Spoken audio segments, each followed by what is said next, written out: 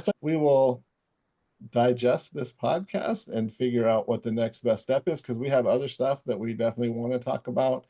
Learned helplessness is an outcome of some of this, and what I would call parental PTSD, post-traumatic stress for parents. We like to talk about in our support group as chronic post-traumatic stress. That's how it feels. Yeah, continuous post-traumatic stress disorder. But I kind of like the idea of chronic. It's always there, because as a parent, you end up in that fight, flight, or freeze mode a lot because of the nature of trying to walk on eggshells. That's the definition of walking on eggshells. That's the chronic post-traumatic stress, because you are trying so hard to not tip the scales or do something that's going to disrupt or send your kid into a meltdown, that you start acting from that downstairs brain more than the average parent would be because you're in that situation. So you do get into survival mode, and that's where that chaos or survival mode or that constant stress that parents are under, and that takes a toll on everything. It takes a toll on the other siblings. It takes a toll on your marital relationship or your parenting partner relationship. It's hard on the extended family who may not understand what's going on, and so it strains those relationships. It can make it harder on you socially in the neighborhood or wherever else that you may be, or at church or wherever you hang out, that the other It's people so are not going to be challenging because you don't understanding. want to, you remember the last time you tried to hold that boundary and what happened. And Yeah. so it's hard to hold that boundary again, even though you know it's probably in the best interest of everybody because you're afraid of what happened before. Yeah. Yeah. So you end up running in the fawning mode a lot, Yep. where you're just trying to snowplow all the obstacles out of the way and Yep. make it as smooth as possible. Because if there's a bump, that bump can be catastrophic, even if it's just seemingly little to other people or to ourselves. It may be something that makes their life very difficult for a period of time, and hence your life very difficult for a period of time. I think about all the stress here, like lost time at work, having to run back and forth to school, or trying to get them to school, or being late to school, or getting them dressed in the morning, or getting them back and forth, dealing with calls from the school, just all the stuff that goes along with this. It becomes all encompassing. And that's so hard for parents. I don't want that to be your life. I want you to be able to do what you need to do to take care of your son or daughter. And again, by nature of the situation, it is going to be more time intensive, just like with any disability, right? Any child with a disability by nature is going to need more support. It's going to take more time, effort, and energy. But there's things that can greatly reduce that, ways of understanding and approaching problems and being aware of this fight, flight, freeze, or fawn dynamic in our autonomic nervous system and our upstairs brains and downstairs brains. All those kind of things can help you reconceptualize what's happening and then take more effective action that will actually help, instead of throw gas on the fire, right? A lot of times it feels like, let's just hold a consequence, or I'm going to take that phone away, or that's it, you've lost tech access, and then all of a sudden your attempt to hold a consequence just dropped an atom bomb on the house, right? Because then it went from they're already upset to now it's catastrophic. So Yeah. finding out ways to hold boundaries that doesn't trigger that additional meltdown, or like same thing, you're just not holding consequence at all because you don't want to even go there, so you end up not holding a boundary, and then they don't learn what they need to learn, and so yeah, we go round Well, and when round. we talk about continuous traumatic stress disorder, one of the things that I hope you'll cover, because it's been really helpful for me, is, and you've asked this a million times, what are you afraid is going to happen? And did it occur to you that it might actually work out this time? Because when you're in that, but I mean, I'm serious. Yeah, It's true no, though. really. You ask Well, that we're all back the to time. learned helplessness, right? That's how those things And all we all react the same way. I mean, you asked it yesterday in our group and everybody reacted the same way. And it's, there are many times that things have worked out. It's just your downstairs brain wants to focus on the ones that didn't. Yeah, well, again, that's that survival mode, right? It's been so catastrophic and so challenging and so traumatic that you're geared up. You're already in that mode preemptively because you're under that kind of chronic stress. But yeah, and so that's where we get back to that learned helplessness, where you've had enough of those situations that your son or daughter learned helplessness as well, but you as a parent do too. And I want to talk about that from both sides of the coin, because usually if it's talked about at all, it's talked about in terms of a teen's self-esteem or Yep. a child's learning, but really you as a parent are susceptible to those same dynamics. And so Yep. you're like, no matter what I do, this is going to go wrong. So I can't do anything, or no matter what I try, it's not going to make a difference.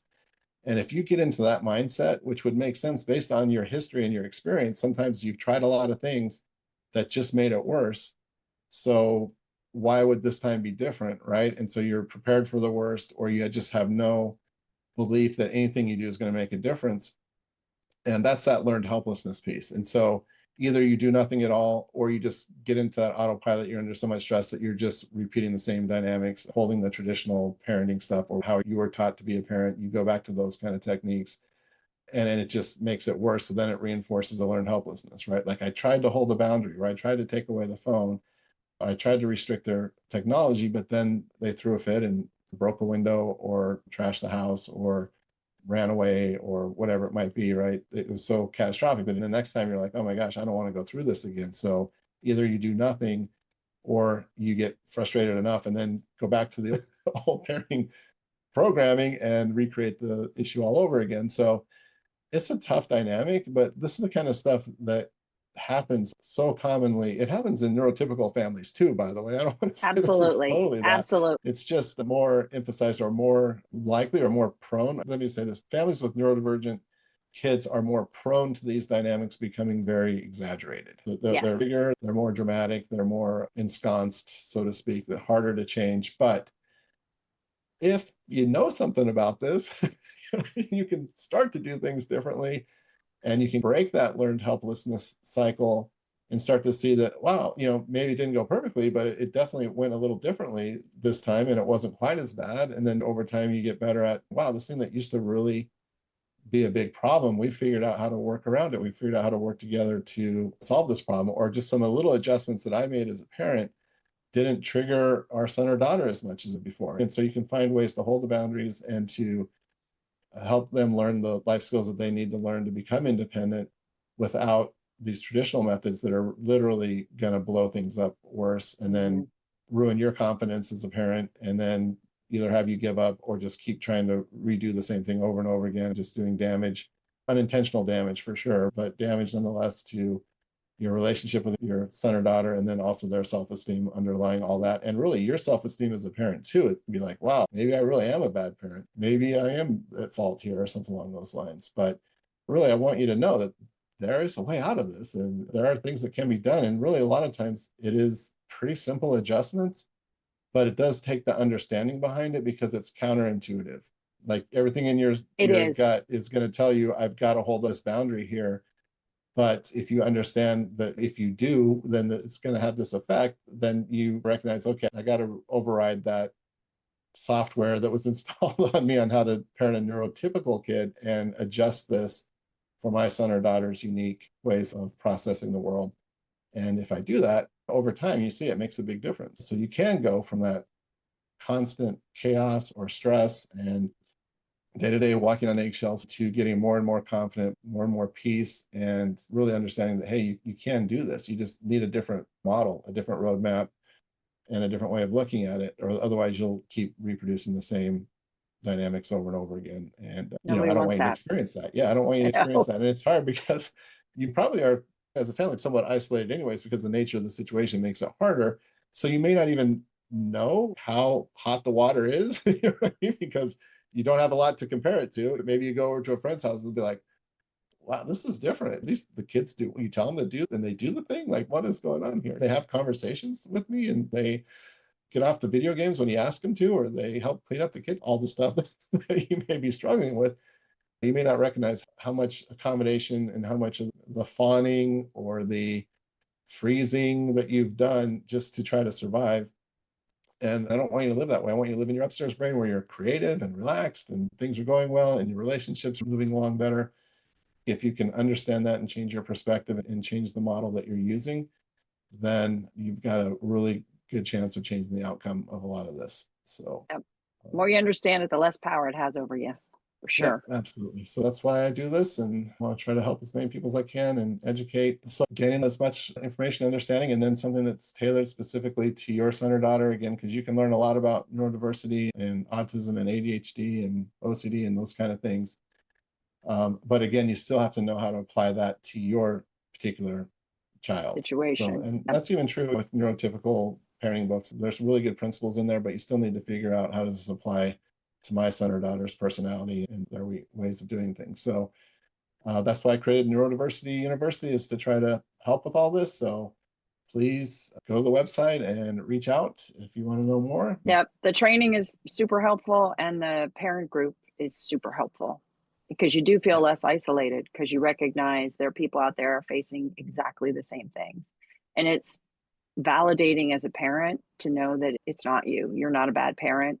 You just have a tough kid who needs something a little bit different. That's all it is. So, I mean, they say there's the, kids don't come with a handbook, right, on how to raise yep. them, but neurodiverse kids definitely don't come with a handbook. The handbook that you might get for the neurotypical kid still needs to be adjusted. But yeah, this is a whole nother realm, so to speak, of complication. But it's not that it's really that hard. It's just that it's different. So, Yep. I mean, let me back that up. It can be hard from an emotional situation. All the stuff we talked about can make this very hard. But if you understand what's going on, then the adjustments become more intuitive. Once you kind of see it, you're like, oh, okay, yeah, like they may be lying to me right now, but this is for a way different reason than what their brother might lie to me about or something like that, right? Yep. Or what the neighbor's kid may lie. That's a whole different situation. So if you can see it, you can do something different. And that's what I really want people to take away from this. And so that's why I talk about the upstairs brain, downstairs brain, because the more awareness you can get on yourself, then you can help them regulate their emotions as well, but also it gives you a chance to respond rather than react.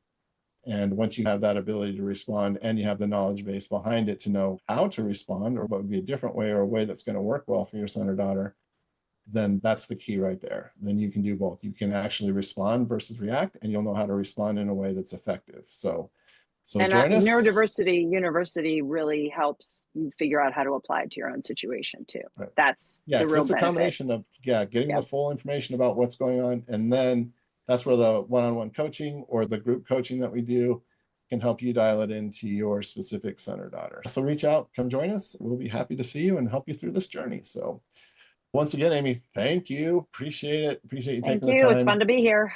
And yeah, we'll keep at it because there's just so much to talk about. It really is. So much to talk about. Yeah, so we'll see how this comes out and we'll decide what our next venture will be. But if you have any suggestions, please reach out to us and let us know. Or if there's parts of this that you want to know more about or us to zoom in on something, happy to do that as well. So yeah, just reach out and we will go from there. But thank you for joining us. Take care. Yep. Bye-bye. Bye-bye.